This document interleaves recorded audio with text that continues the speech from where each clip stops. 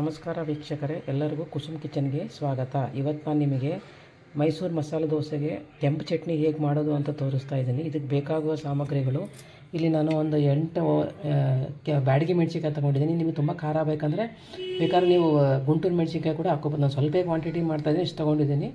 ಈ ಕ್ವಾಂಟಿಟಿ ಜಾಸ್ತಿ ಮಾಡೋಂಗಿದ್ರೆ ಜಾಸ್ತಿ ತೊಗೋರಿ. ಇದಕ್ಕೆ ಬ್ಯಾಡಗಿ ಮೆಣಸಿನ್ಕಾಯಿ ತೊಗೋಬೇಕಾಗುತ್ತೆ.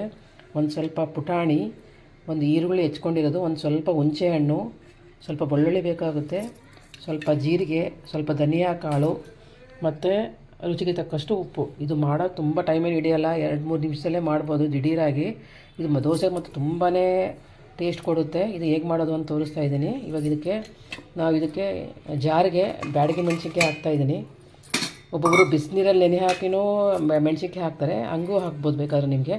ಇದಕ್ಕೆ ಸ್ವಲ್ಪ ಜೀರಿಗೆ, ಸ್ವಲ್ಪ ಧನಿಯಾ ಕಾಳು, ಕ್ವಾಂಟಿಟಿ ಸ್ವಲ್ಪ ಇದೆ ಅಂತ ಸ್ವಲ್ಪ ಹಾಕ್ತಾಯಿದ್ದೀನಿ.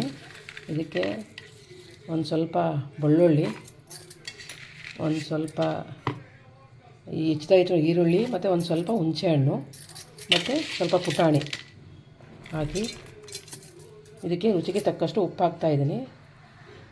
ಹಾಕಿ ಚೆನ್ನಾಗಿ ಗ್ರೈಂಡ್ ಮಾಡ್ಕೊಂಬಿಡೋಣ.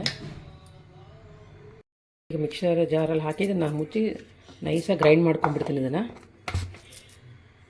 ಮಾಡಿ ಸ್ವಲ್ಪ ತರಿ ಗ್ರೈಂಡ್ ಮಾಡ್ಕೊಂಡ್ಮೇಲೆ ಇದಕ್ಕೆ ಸ್ವಲ್ಪ ನೀರು ಹಾಕಬೇಕಾಗುತ್ತೆ. ಇದಕ್ಕೆ ನಾನು ಸ್ವಲ್ಪ ನೀರು ಹಾಕ್ತಾಯಿದ್ದೀನಿ.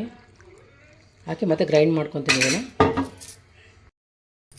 ನೋಡಿ, ಮಸಾಲ ದೋಸೆಗೆ ಕೆಂಪು ಚಟ್ನಿ ರೆಡಿಯಾಗಿದೆ.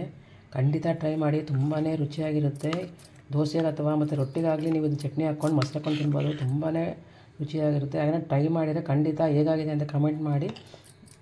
ಇದಕ್ಕೆ ಹಾಕಿದ್ದೀನಿ. ಈಗ ಇದಕ್ಕೆ ಚಟ್ನಿ ಹಾಕ್ತಾಯಿದ್ದೀನಿ. ಮಸಾಲೆ ಕೆಂಪು ಚಟ್ನಿ ಮಾಡಿದ್ದು ಹಾಕ್ತಾಯಿದ್ದೀನಿ. ಅದನ್ನು ನಾನು ಕೈಲೇ ಸ್ಪ್ರೆಡ್ ಮಾಡ್ತಾಯಿದ್ದೀನಿ. ಖಂಡಿತ ಟ್ರೈ ಮಾಡಿ, ತುಂಬಾ ರುಚಿ ಇರುತ್ತೆ.